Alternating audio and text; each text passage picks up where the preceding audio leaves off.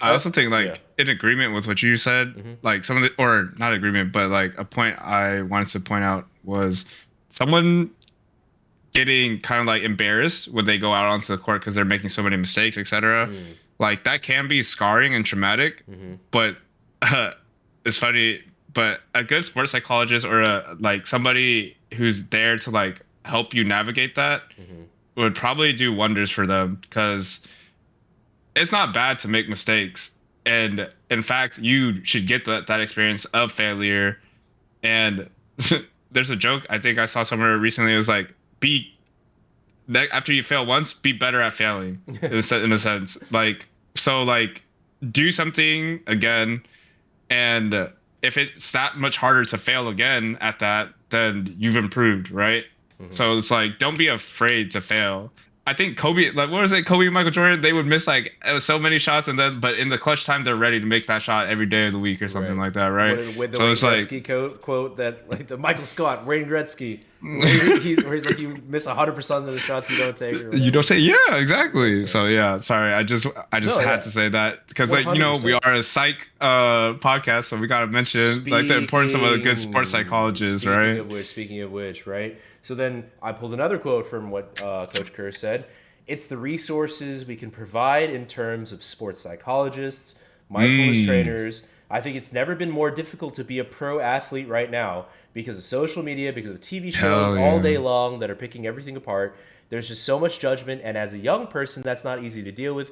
So it's our job to Hmm. try and help them through all that, right? So I he's love that. he's got this whole mentor thing going where he's just like, man, listen, like it's never been harder. Like I totally understand that it's like different than when I was in the league. It's different than when it was 10 years ago, right? Jordan, Like it's yeah. yeah, current era now. So like there's like social media, like there's a lot of like talk, sports talk, and things like that. All your actions and all your like growth or whatever is on stage for everybody to see and talk about all day, right? So I don't know. It's a tough time to be a pro athlete, to be a pro esports player.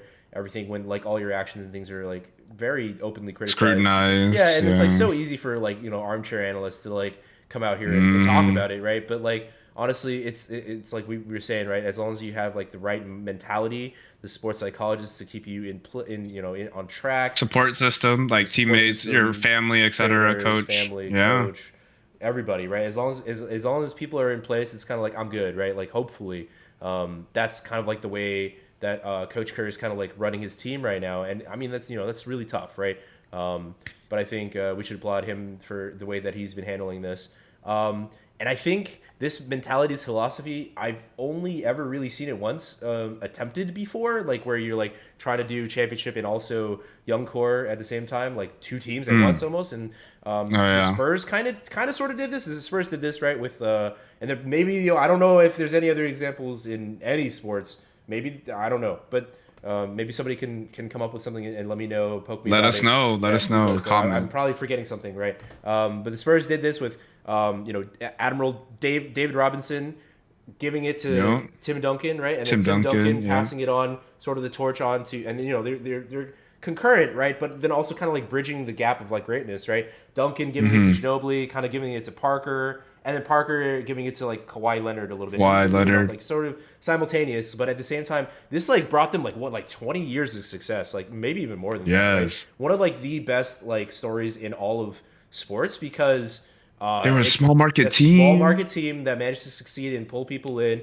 get the right talent, and kind of do it the right way, right? So, or Play like team when ball. people say, yeah, exactly, and play team ball, and like like there's a lot to like very very admirable manner in which they did it, and you wouldn't necessarily say, I mean, except for Duncan, but like there's a little bit of question about like exactly how talented these players were, right? Like yes, they are very good, but that wasn't necessarily their individual prowess. It was like the way that it all like melded together, and not only that, but like the support players that came in and came out of their roster, sometimes coming back in again, right? Like so, depending on The like the sum of contract their situations, parts. yeah. So like the sum of their parts is so much greater than any individual piece, right? Mm-hmm. There's players, there's still players out there that are very, very good that went in and out of that system. And in fact, Steve Kerr himself came through the Spurs As a system coach, also, right? So, and now he's he in Golden State, right? So he's instilling that same philosophy that he learned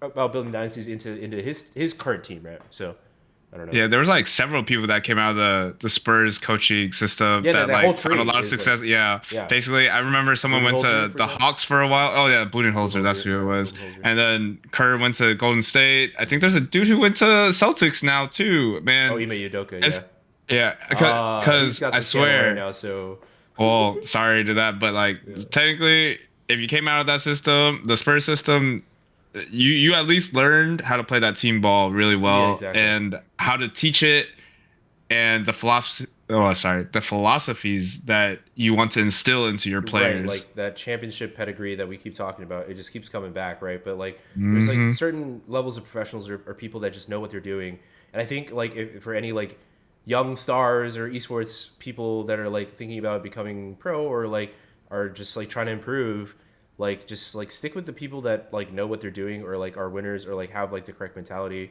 and like like learn from them because or like try to like immerse yourself in their culture, right? Because like clearly they know what it takes, right? So I don't Yeah. know. I think this is it's just really interesting idea that I kind of wanted to throw at you and see like kind of what you thought about. So Mike, let's try this. Are you tilted?